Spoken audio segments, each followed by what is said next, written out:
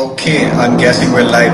Can somebody from the audience just give me a quick shout if you can see us on the chats? Yeah. So we're live.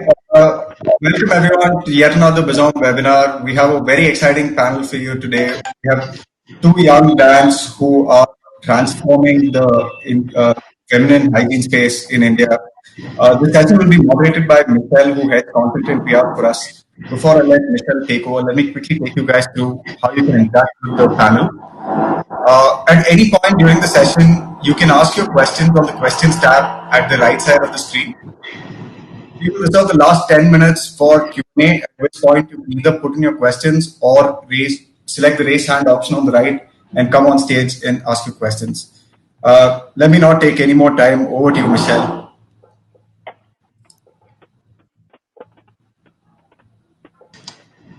Thank you, Akshay. Thank you, guys. Good evening to all of you who are attending the session today. I know it's a Friday evening, and you might have plans, but I hope going out is not one of them. Nonetheless, thank you for being here today. We have a very exciting topic, as Akshay mentioned, and we have even more interesting speakers here today. Between the both of them is a wealth of experience, and it's going to be an insightful discussion this evening. So let me quickly introduce the speakers. We have Richa Singh, who is the CEO of Niine. Richa, welcome to this session. Hi, thanks so much, Michelle, and look forward to a nice, fun-packed session. Yeah, I'm sure that's going to be it. So Richa has over 2 decades of experience in the FMCG industry. She's worked with some FMCG majors, including P&G, Johnson & Johnson, Coca-Cola, and Philips. She oversees production, distribution, and marketing. I mean, she's a CEO. She handles it, I think. So the next speaker is Rithish Kumar. Rithish, welcome. Thank you very much. Rithish heads strategy for PSafe. He is an investment professional. He's worked with Ernst & Young, Nucleus Partners, iLab Ventures. He's been with PSafe for over 3 years now, and he oversees digital expansion and marketing. We're so pleased to have you guys here today. So I'll just quickly introduce the topic. It's reaching the uninitiated customer, Indian Feminine Hygiene Brands, and technology-led disruptions. So until a few years ago, it was unthinkable. It was a taboo to talk about periods and menstruation, but thankfully the narrative is changing. The government organizations, they're doing much to improve the feminine hygiene and health in the country. But if you look at the numbers, statistics, it's still pretty dismal. Right, less than 35% of the women use sanitary pads. So you really wonder what's happening with the other 70%. Then you have less than 48% who are using unhygienic means. That's your cloth, or even I've heard sawdust. So really what's happening? I mean, in this scenario, therefore, it's gratifying to have brands like Niine and PSafe and see the commitment to public health transformation. And they're doing it by producing affordable sanitary pads and affordable feminine hygiene products. And they're working really hard to reach every woman in the country. So thank you again. And let's just dive in. In this session, we'll try and understand what are your growth plans? What role does technology play in your growth plans? What are your distribution methods? How are you educating the consumers? So let's look at all of that. So, Richa, the first question is to you. First of all, congratulations. You recently signed Rajasthan Royals as one of the sponsors. Yeah, I saw Niine sanitary pads in the back of the jerseys, so that's a big thing. I mean, it's quite an achievement for feminine hygiene brands. I mean, I've never seen that happen before. But surely, as a for-profit company, you have to straddle the extremes of profits and sales, and then the other extreme of public health. So, can you talk to us about this and how you are achieving both? Okay, Michelle. So, yes, we are a for-profit company. For us, sustainability of whatever we do has always been at the heart, or that's the soul of how we think. That's our philosophy. So yes, we did come out with very affordable quality hygiene, right? while ensuring that we were not adversely hit, we were sustainable. We also wanted to make sure our consumers didn't have to bleed while buying one of our products. Also, being an Indian company, we wanted to come out with product offering that was catered to the Indian consumer, right? So we came up with a biodegradable disposable bag so that it was not just period care, but also making sure we are making the disposal easy. Because one of the deterrents of not using menstrual hygiene for a lot of women in India is how do we dispose it post use? Because in most of the parts of the country, you don't have good sanitation available, right? So that was a key criteria for us where we thought about sustainability. But coming more directly to the point that you raised, that how do we make it happen? How do we strike the so we've never moved away from the social responsibility. It's integrated into whatever we do. We've always done social marketing right from day one because we want to break the taboo. Nine stands for breaking the taboo and giving quality products. So each and every communication we did, each money spent on advertising was also towards breaking the taboo. So each campaign that we came out with was either talking about periods or educating about periods or getting men into the dialogue.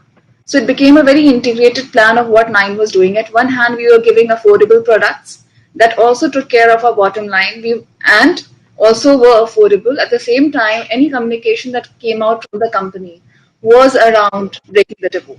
And that's how we struck that balance. So it wasn't that, okay, we went out and did something extra. We just made it our core. Okay, that's wonderful. So I hope in later through the discussion we'll get into the specifics of how you're doing it. Next question, Ritish, I'd like to address it to you. You recently launched. I'm sorry. Okay, I think there was a bit of an echo. Sorry about that. So you recently launched Safe Roho product range, and you even signed on Jacqueline Fernandez as your brand ambassador.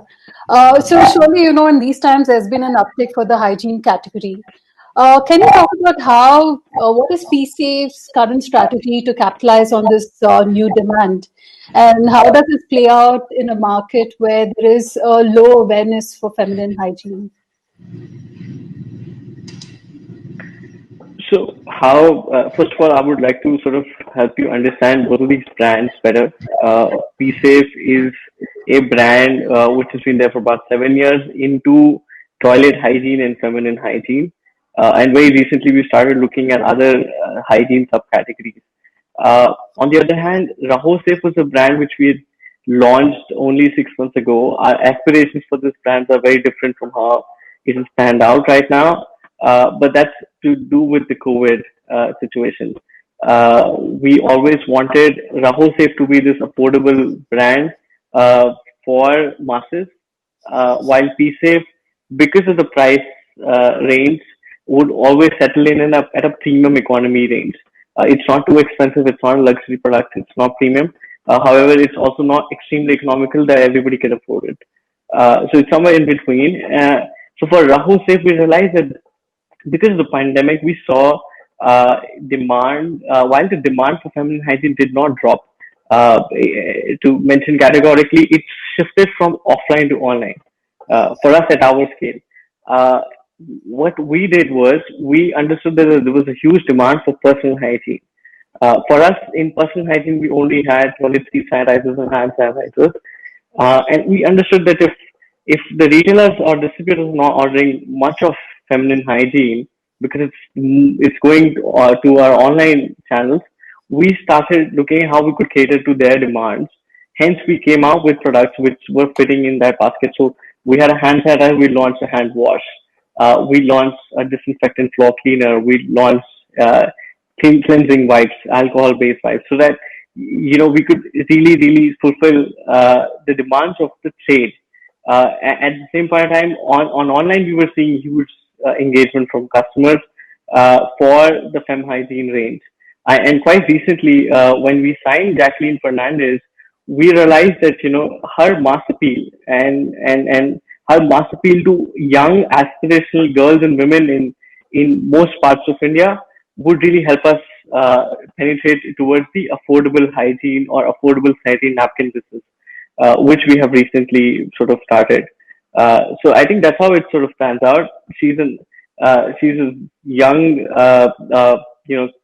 very bold actress, and we're a brand who wants to attract young girls and women, and her aspirational appeal really helps us sort of get customers for affordable range of sanitary napkins. Yeah, so I'm just wondering. So clearly, I mean, both of you are feminine hygiene brands. So in this COVID time, did you see what was new? Did you see anything new, and did you leverage on anything that was you thought was an opportunity to either one of you? Okay, so other than, of course, during the COVID time, there being an increased need for hand hygiene, I'll first talk about the need that we felt in feminine care, in sanitary napkins. And that's when we also reached out to Bizom. There was a huge disruption in supply chain. Initially, of course, there was a complete lockdown. We couldn't even move our trucks, but the trucks started moving pretty much early on in the lockdown once the government realized that sanitary napkin was an essential commodity. However, the local lockdown or limited opening of retail outlets limited the movement of the consumers, and consumers having difficulty in finding napkins. So that's when we thought that it's probably we can sort of leverage technology and help our consumers by locating our napkins. And that's when Bizom really came in handy. And we came up with a WhatsApp locator. Of course, it took us some time to develop, integrate our data, and ensure that we can get it out to the consumer. But yes, that was one innovation triggered by the need of the day. And then, of course, we can't shy away with the real need in COVID, that is hand hygiene. So yes, Nine has entered hand hygiene. Our products are right now getting built across the country. So it was another thing that we did. As being a very young Indian company, we could take those quick decisions that yes, there's an opportunity and let's enter that place. All right, Rithish. I think for us, it was pretty much the same. We understood there's a need for personal hygiene, particularly feminine hygiene and sort of home hygiene. And we launched products which were sort of filling that gap. And we had an existing customer base, existing trade customers, distributors, retailers who sort of ended up buying and supplying our products to the market. So it was almost the same in terms of digital transformation. We're already, I would say, a digital first company. We started selling online first, so first there wasn't really much of a move. In terms of our retail expansion, we've been working with Bizom for again about almost 10 months now. We started late last year, early this year. So I think our supply chain to the trade was fairly automated with deep analytics thanks to Bizom. Yeah. All right. I think that brings me to the question of technology. Richa, on your website, it very clearly says on Nine's website about harnessing the power of technology and social media to create greater awareness around quality sanitation solutions for women. So how is technology helping you increase width and depth in the market, or educate your customers, or even increase consumer loyalty? So I think technology has been put into place at Nine at all those fronts that you mentioned. We do have very robust sales, the order punching mechanism, which is completely integrated. We get real-time data from it, which most companies would have today. But then coming back to the core of what Nine stands for, where we say we really want to, improve menstrual health in India for women and offer them an experience beyond the product. We also have Nine Period Tracker app. So that's where we really use technology in a big way to come up with an app that's filled with data, with facts, information about menstruation, how to take care of yourself, some health requirements, and also track your periods and several other tools to be better prepared during your periods. And this app can also be used by teachers in school to conduct a few lectures or drive knowledge around menstruation. So that's where technology is come in very, very handy.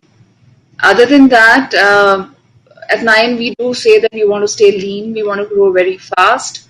So coming from a lean and zero waste mindset, technology is being used everywhere to keep our costs very, very low.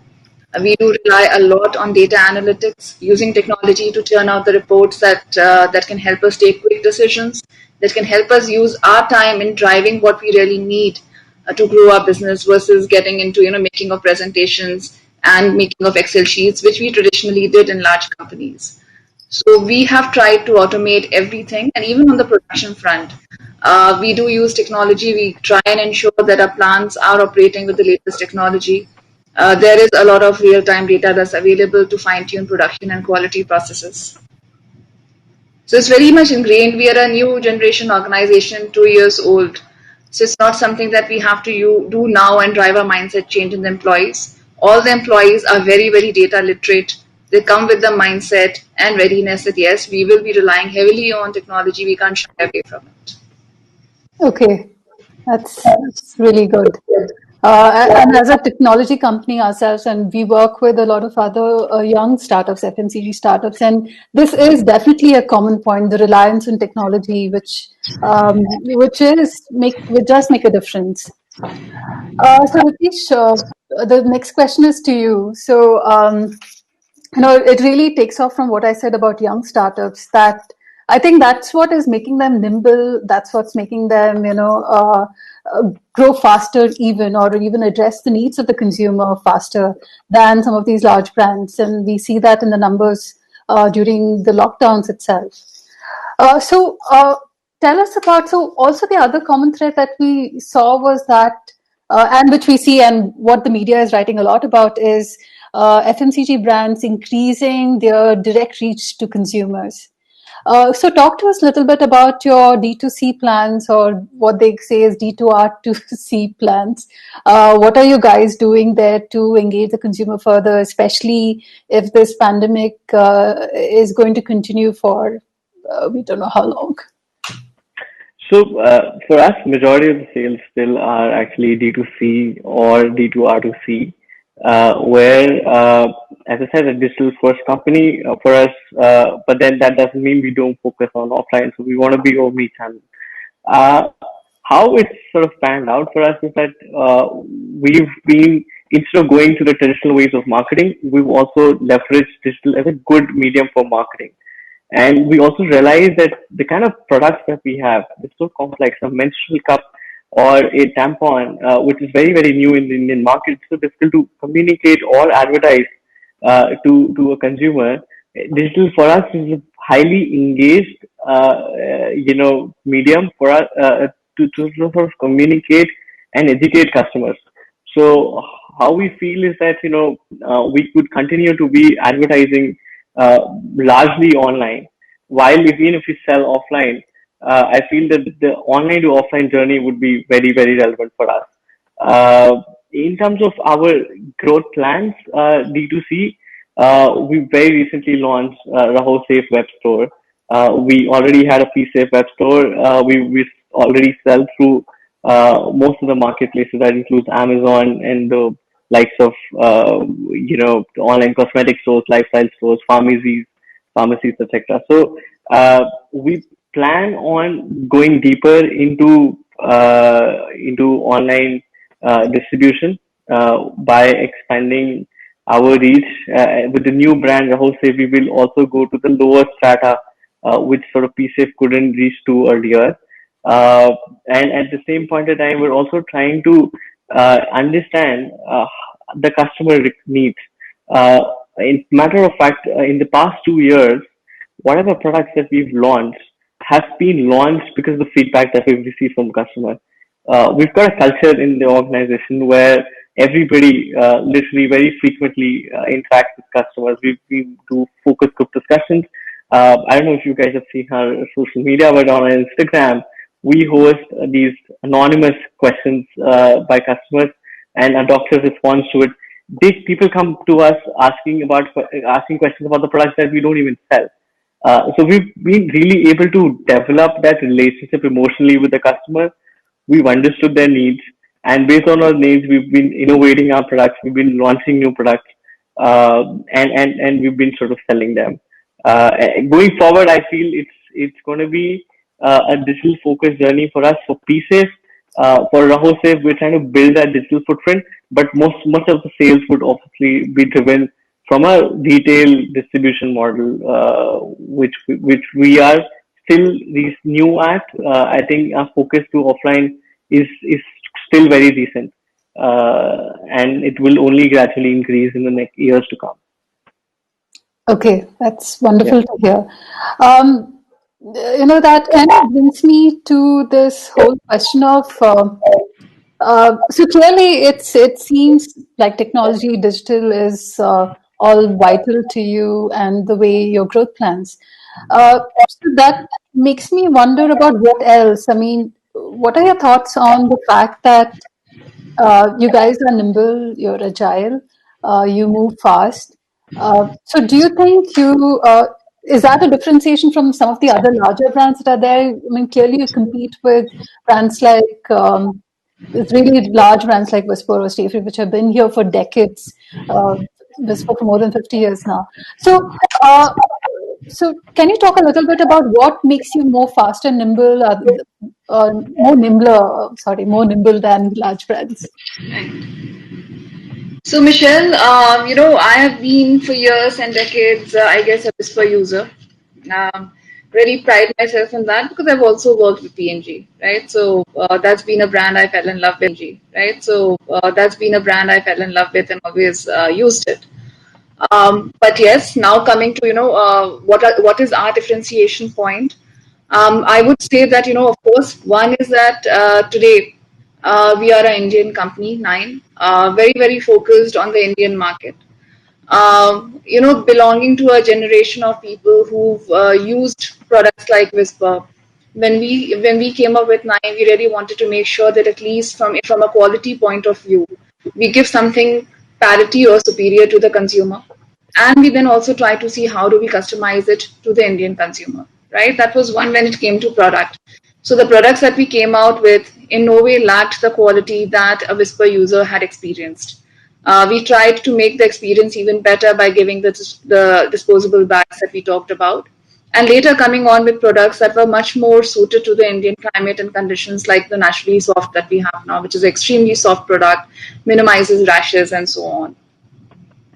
Other than that, I did talk about the period tracker app. A big need in the market was, and you refer to the data point that only 35% women have access.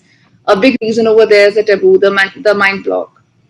Even men not stocking this in their shops, all of that. So our next focus then became to fill that gap, cater to that gap. So that's where again, being an Indian company gave us that freedom and also that agility that okay, we could come up with a solution for the Indian market. A lot of large MNCs have constraints where they can't really customize their product offering just for one country because they have a wider basket of portfolio to take care of. So yes, those advantages are there. We are much more nimble. We are lean. We are focused on growing in India first, taking care of our Indian consumers first. But of course, there are a lot of good practices that MNCs also bring into the country. In terms of research, they're far better endowed in terms of research today versus what we are. They have better resources at play. So yes, it's a mix over there, and we have to stay very competitive to compete in a space which now has both Indian players like our competitors and friends BSafe, and has large MNCs as well like Whisper and Stay Free. This is a tough space to be in, but there's a place for all. Assuming that we bring in good quality, we continue to grow the market by educating. All right. Over to you, Rithish, if you'd like to share your perspective. I think when you talk about agility, I think again it comes with a lean team. To be really honest, the feedback which we sort of are receiving from customers, and the fact that we're very frequently interacting with these customers, that feedback needs to be passed on to the product and research team, and based on that feedback, we have to innovate. So I think our process of doing that is much shorter, and that's what differentiates us with the incumbents who have these processes, but they're so stringent because of their size being so large. I think we're able to act fast on these insights, and that sort of is helping us. During this pandemic, we've launched 12 products, and most of these products were, in fact, only four of these products were thought before pandemic. Most of these were actually thought during the pandemic. The fact that we're able to come up with products so quickly, it goes down to the lean team and the mindset that we carry. That if we're not fast to market, the market would be gone. And we work with this sort of ideology, and it really helps smaller organizations or medium sized organizations like ours. Right, yeah. I Yeah. think that's something that we have been hearing from a lot of our startup customers as well, about how I think one of the key factor that allows them to be nimble, especially in these times where there's so much of disruption around distribution, is that they were able to fine tune who are their suppliers, who are the distributors, just make changes very fast, and then make decisions very fast and move.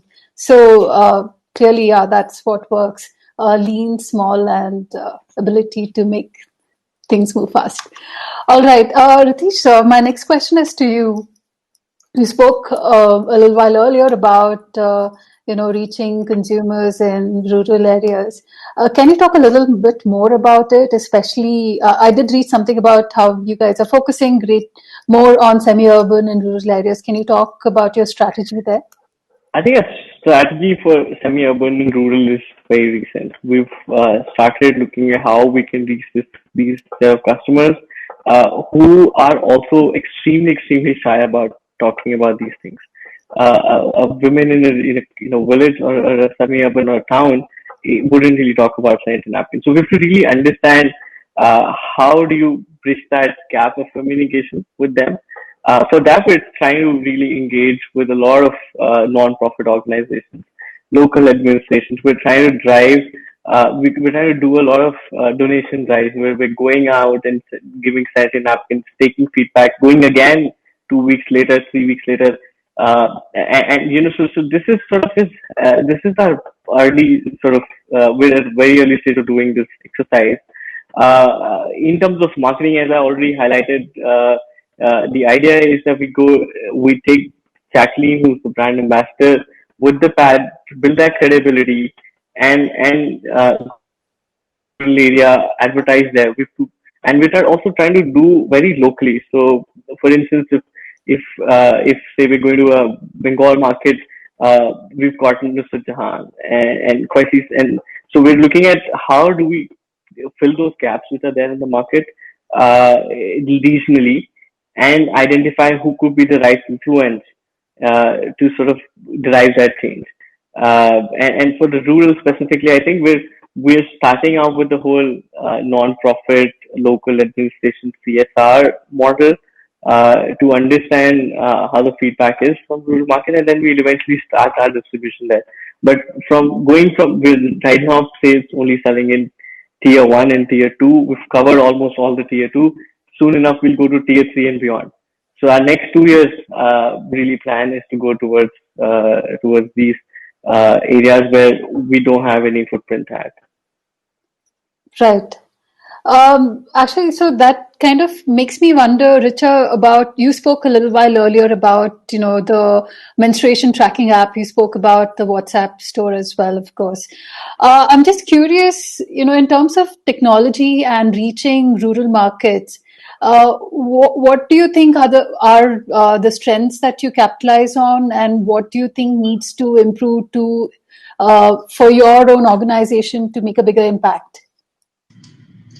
Okay, we've got some basics in place like the sales automation tool, but beyond technology over here, like Rithish also mentioned, the mindset and awareness.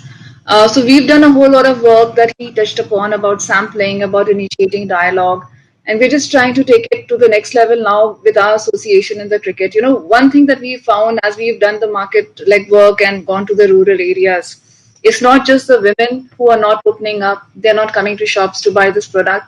There are a lot of retailers who don't stock it. So availability is a big issue versus a packet of chips or even baby diapers. Sanitary napkins are not easily accepted in a lot of shops. So with initiatives like, being there on the cricket field where, you see so many men wearing t-shirts that say sun-free napkins, I'm sure there'll be a dialogue, or at least, moving away from the shame that a lot of men carry about seeing or touching this product when they see it on the t-shirt. So we are hoping that over time, as we go back to these villages, those retailers who earlier refused to keep these products will now keep it. So again, we are relying heavily on communication over here because it's a huge country. There's only so many people we'll be able to connect with directly. We have to rely on some mass channels, and that's our approach as of now. Yeah, I must tell you, I just saw one of the Rajasthan Royals cricketers. I'm not really don't watch cricket very much, but when I heard him talk about, using sanitary napkins and what plans, what they hope will create impact, it was completely refreshing. Like, I personally haven't heard any sports person talk about sanitary pads in many. There's another thing that we've done. Whenever we've gone to any school, college, we've always insisted and ensured that we have boys in the class. And that really makes a huge amount of difference in breaking the shame or barriers, lifting the curtain between the two genders. And I have two boys at home, 10-year-old boys, and they can really explain what menstruation or periods are and what sanitary napkins are to any girl with great amount of ease. And that's the kind of change we want to bring about. Because, when boys and men understand what we are talking about, there's going to be no shame. There's going to be no embarrassment in girls. It was truly a change of the next generation as well. Precisely is what we're also targeting now. We understood that this gender equality, gender neutrality in feminine hygiene is missing. And very recently, we launched this campaign called Men Buy Pads. And we've reached out to a lot of celebrities and influencers who we feel would really connect with the masses and would be able to drive that influence on men really buying pads. And that's the case. In fact, very few men right now would be buying pads for the women. And I think that is a psychological change which we need to bring about. Richa touched upon the aspect that men aren't stocking up. Women have to hide pads from their men in some part of the country. So I feel it's extremely important that as men start realizing it's extremely normal. In fact, most of our campaigns up until now have been to normalize period. It's a phenomenon. It happens in women, and there's a need of different feminine hygiene products to sort of help during that time of the month for women. Absolutely. Recently, I heard a comic talk about buying tampons for his girlfriends. That's refreshing. Okay, Rithish, I think Richa, I direct my next question to you. So, studies show that insurgent brands tend to have premium points. That's apparently what it is. But your category prides on being very affordable.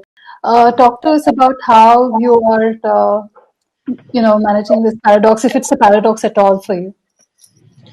No, it's really not a paradox. Like I said, from the onset, it's been about sustainability. So we've never discounted our product. We've ensured that we charge the right price while keeping it affordable. We've never, and if you look at this market, in a particular price segment, the pricing is playing within a very narrow band that shows that in order to sort of compete or ensure women continue to embrace menstrual hygiene, the key manufacturers have never tried to go on a premium. So it's about affordability in a large part of this segment. However, there is a premium segment as well. Women who want better products, who want to sort of invest in comfort during those days. So yes, we are expanding our portfolio with products for those women as well, so that we have a balanced portfolio. It's never about cross subsidization for us. Each product in our portfolio stands for itself. We are not in a hurry. We are not in a hurry to sort of quickly make a quick buck and move on. We will ensure sustainability at each and every product at different price points. All right. So my next question is really, I think I'll kind of direct it at both of you. Is about digital, about how in these times, I think it's drawn greater attention to digitizing, automating supply chains to, in a sense, avoid any disruptions in the future. So, can you talk about your strategy here? I know as young brands, this is vital for you. So, maybe Rithish, you can take this question first. I think for us, largely what we feel is that we saw that there were challenges initially in terms of fulfilling orders right after the lockdown. But ever since that logistical lockdown was uplifted, I think it was extremely easy for us to go around. But we realized the need of having regional or area-wise DCs where we could stock up our products and sort of move faster. We've gone from just online one-day delivery to hyperlocal as well. We've partnered with hyperlocal delivery partners who were able to actually go ahead and provide our products in certain parts of the city of the country in hours time. That's how it sort of helped us. When it comes to the retail side of it, where we're going through distributors and retailers, thanks to Bizom, we're also being able to manage up and plan inventory well. We're able to study the health of the inventory and accordingly make changes to our billing plans. So I think that's how it has sort of helped us. But I think on the D2C side there haven't been many changes, so to say. We had adopted most of these technologies early on, from a fulfillment software to Salesforce automation to data analytics for different platforms where we sell. So I think that was sort of the insights we had from our end. All right. Richa, do you have anything to add to that? Yeah, sure. So of course, we've done all of that that normally companies in India are doing in terms of digitization. Knowing where a product is placed and when it's being serviced. We have CFAs all over the country. We have very strong networks of data distributors pan India now, where we know how much stock we are carrying in different locations. However, all said and done, digitization of supply chain is at a very, very nascent stage in India. That's because of a lot of reasons, primarily because of how vast the country is and how unstructured its retail network still is. Organized trade in India, that is modern trade and e-commerce, is still just a fragment of sanitary napkin sales. Most of it happens through mom and pop stores. So investing or managing digitization of the supply chain end would come at a huge cost. Is something that will happen over time, but today we are really far from it. I would say it happens. I would say that we really arrive when we are able to track stock availability real-time basis at each of these outlets, and then use the data in a way that we are really minimizing our go-to-market costs. So we are a few steps away from that. Yes, we are getting there, but I do see that our trade will also have to undergo some kind of reorganization before we get there.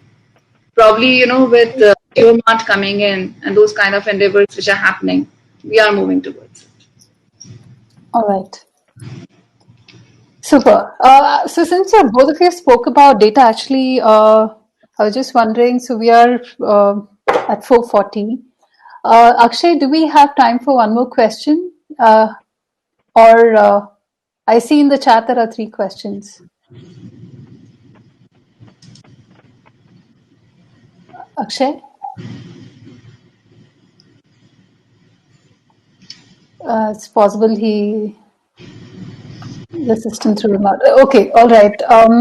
What we'll do is, I think we might have time for just one question.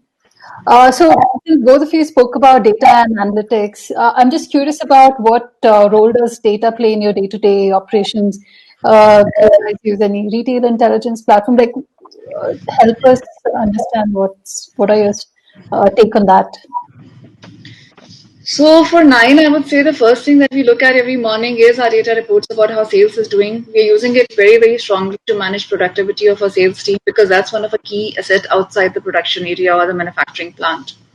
So in terms of planning our routes, planning what kind of manpower to deploy where, what kind of sales are coming in. Next level is SKU optimization. So pretty much everything. And at the manufacturing level, of course, costs, manufacturing costs. All right, so both upstream and downstream.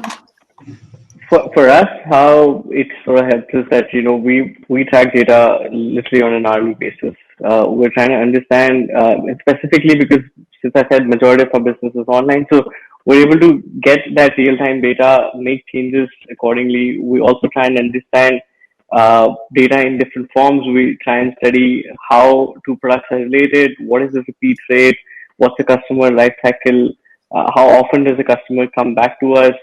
At the same point of time, we're also looking at how we can build loyalty and post sale. How can we really service our customer if they have any questions about the product? In fact, we've got a sizable customer experience team which is constantly on calls with customers. At this scale, it is somewhere possible that we're interacting with these customers to understand how they've liked our product and if at all they're facing any troubles while using it. So I think this set of data, not just the numbers where we're studying the sale by geography, channel, person, etc. But also the qualitative part of it. I think it makes it very easier for us to sort of act upon this and to take the right decisions in terms of our marketing, in terms of our supply chain, inventory, and it goes down to inventory planning and also what goes out in the market. All right. Okay, so maybe now let's take some questions from the audience. Akshay? Yeah. So this one's for both of you. Olivia asks, given your steady growth, is global expansion the horizon?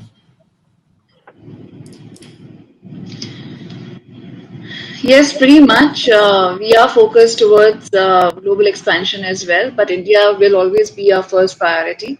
We have started taking small steps towards expansion. So we've launched in Nepal, I think last month. We are planning to expand into other markets pretty soon. How about you, Rithish?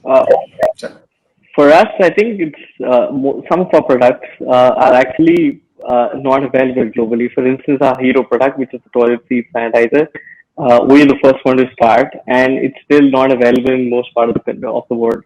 So there is definitely a global aspiration here. We're already selling in the subcontinent. So we're selling in Nepal, Bhutan, Bangladesh, Sri Lanka, and we're also sending shipments to North and East Africa and Middle East for this particular product. So I think we have taken again small steps.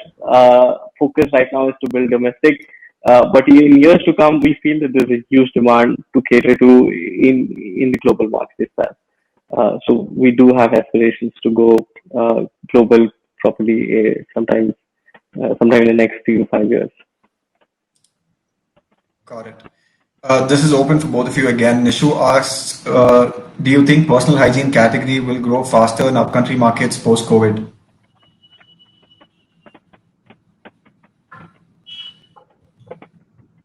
Rithish, you want to? I think for me, according to me, time will tell. I feel what we see that suddenly the hand sanitizer market going from 100 crore to 30,000 crore, that is not going to stay there. It will settle at much lesser, at a much lower market size. But again, don't want to make any comments right now. I think it's only time will tell. A lot of people, sort of protect things in a certain manner, but I think it's panned out very differently now.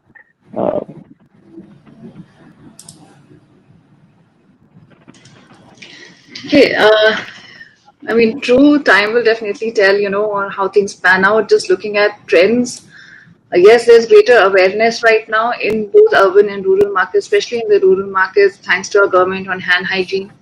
We're hoping there'll be a rub off on other, hygiene categories as well coming from there. But there are several other factors at play right now. The economic downturn, loss of jobs, what's happening, what kind of demographic shifts we'll see once COVID settles down, which will really define on where the market booms more. We do hope that the category will continue to grow both in rural and urban, and economy quickly comes back on track. Great. So this one again to both of you. It says, what did the intermittent lockdowns mean for your distribution? How did you guys adapt?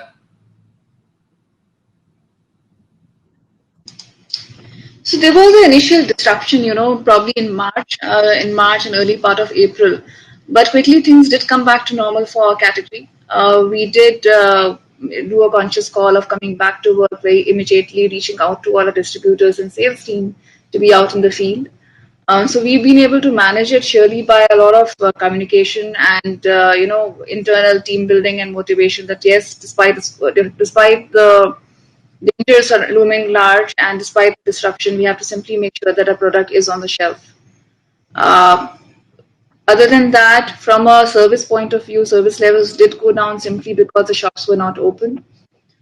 We did not really see e-commerce booming to the extent it should have for this category, again, because it's affected by a lot of factors like women not buying it shopping online to that extent, cost of service of this product being much higher than the actual cost of the product. The product costs 25, $30. Simply the shipping costs are going to be much higher. So initial disruption, yes, but from April onwards, we've been back on track. I think for us too, I think as I said, we were only sort of in the lockdown for first 4 or 5 days, and soon enough we started our distribution. We had our warehouse open, and it was just that in the first half of April, uh, the couriers weren't taking the products. There was a logistical challenge. I think that was the only part where we felt that both D2C and to distributors we had certain problems sort of logistically, but I think it went very well afterwards. So we were off for about 4 or 5 days. We were back on track towards the end of March. We were open and selling throughout April and onwards. So that was it. It wasn't really a major challenge for us in March and early April, except for the logistical problems. Right. Okay. Here's one from Chitrangi. It says, do you face any distributor challenges with rural expansion, or have you faced something, or are you expecting something in the future?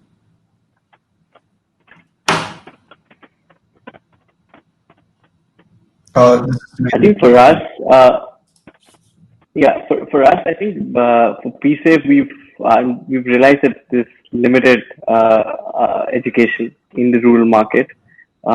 So when we go to a distributor in the rural market and pitch them a tampon, they just wouldn't understand, and it just doesn't even make sense. So I think I think that education of the distributor and retailer is what is missing, and that we're trying to do directly to customers through online media. But for Rahosef, it's a very early journey, so I cannot comment on how it's going to pan out. But by far, we've seen open-mindedness for pads. I think thanks to whatever initiatives government has taken in the last 5 years, and all the movies like Padman, who really opened minds of distributors and trade partners in terms of accepting these categories. But by far, we haven't faced any challenges. To be honest, for Rahosef sanitary pads, which are the affordable range, which fits for the rural market. Do you want to add something, Richa, here? Sure. In the rural markets, there are two things that come at play. Yes, there's a mindset that there is a mindset of not accepting this category that openly, that limits your reach and availability in the rural markets. If, for example, 50% of the outlets in urban India will stock it, probably 10 or 20% in rural India stock it versus urban. Sorry, so that limits it. Also, per person or per consumer consumption and offtake is much more limited than urban India, which does put a drain on your profitability. So these two combined are limiting our reach or penetration in rural India. We're hoping with time, as the mindset shifts and we have more people stocking it, we have more women coming out in the open, or men, to buy the pack of napkins. This would even out. Got it. Thank you. So I have the last question. I'm guessing this is for Rithish. The question is, what is the adoption rate for menstrual cups, tampons, and standard P in India, considering there is very little awareness about the space, the category itself? I think the adoption for menstrual cup and tampons is extremely minuscule. It's so small that we can't even study that number. Uh, However, it's only increasing. And we're actually not pushing any of these specific products to the customer. We feel that we should be a one-stop shop for feminine hygiene needs for women, and they get to choose which product they want to use during the period. For that matter, we did a campaign this year during the menstrual hygiene week called "Bleed Your Way." So we're letting women decide what is it that they want. If somebody is comfortable using a tampon, they should use a tampon. If somebody is comfortable using a menstrual cup, they should use a menstrual cup. But we feel the menstrual cup adoption is growing very rapidly. We are seeing upwards of 20-25% quarterly growth for these products, and also from the remotest part of the country. So we feel that I think the only barrier between women not using these products is actually the awareness. And I think and certain myths which goes around. For instance, they say that if you use a tampon, you would lose your virginity, which isn't the case. And I think these myths and these educational barriers are only stopping women from trying these products. But they realize that if they should start using it soon enough, they would really get drawn to it. And it's also sustainable. It's cheaper. For instance, a menstrual cup, you only have to use one menstrual cup for 5 years, and it's so much cheaper compared to a sanitary napkin. And so, but cost friendly for a lady. And then we've got again a whole range of sustainable care products which we can choose from. So I think adoption is growing. It's growing double digit every quarter, uh, but I think it's still a long way to go. Correct. Sorry. We have two last questions. Considering we have 5 minutes, I hope you guys don't mind me taking those. I know Richa and Ritish, you both touched upon this at some level, but what is your price point strategy considering personal hygiene is a highly brand sensitive category? So for us, we don't want to engage in any kind of price war. We do want to make sure we continue to dish out very high quality products, right?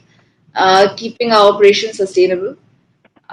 So we've never really entertained looking at uh, undercutting our price or going low at a lower price versus competition. There's space for everyone to grow. We are not looking at taking away market share from competition. We are looking at creating the market or converting a lot of women to start using better hygiene, right? So that's where our mindset has been. I think for us too, I think as I said, both brands are very different. PSafe, while it's premium economy, so the price point is very different from how, say, a woman would spend about $200 a month on PSafe versus $50 on Raho Safe. Is how we would sort of differentiate the two. Yeah, I think so. So we want to cater to a higher income group, or middle to higher income group through PSafe, and a middle to say the upper strata of lower income groups through Raho Safe is what we're planning to do. Got it. Last question. Again, you've answered most of this throughout the session, but what are the route to market challenges you both have faced, and how are you planning to, or how did you overcome them? Maybe you can call out some of the biggest ones.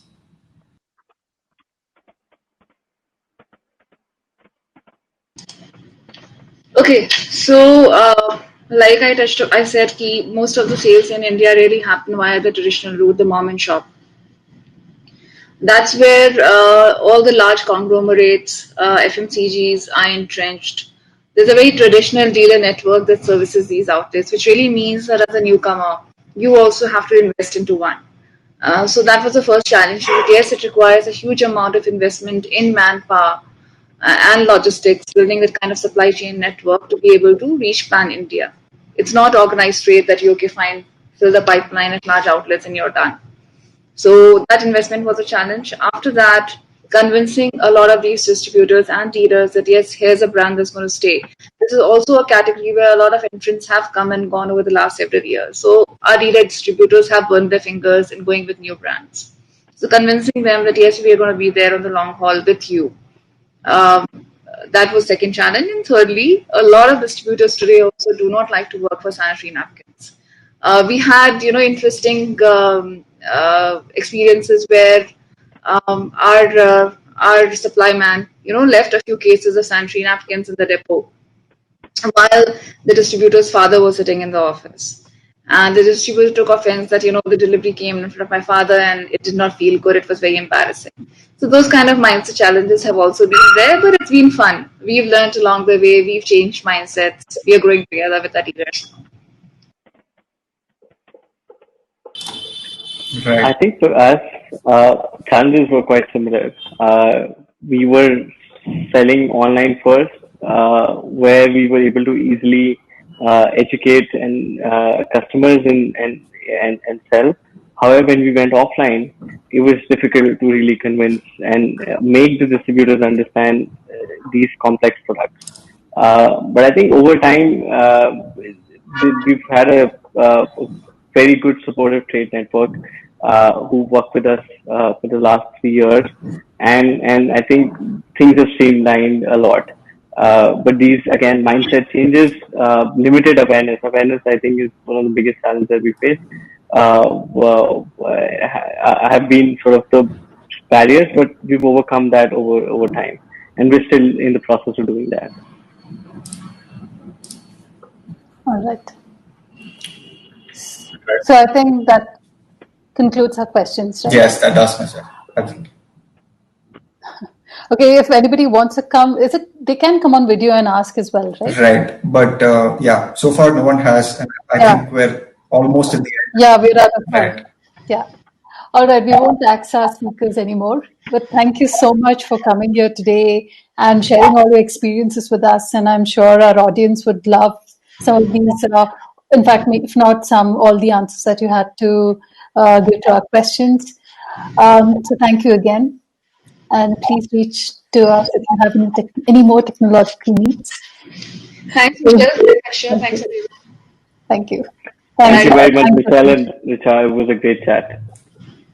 Thanks, Akshay, for all the support. Thank you, guys. Thank you, Rithish. Thank you, guys. Thanks, everybody in the audience. Cheers. Take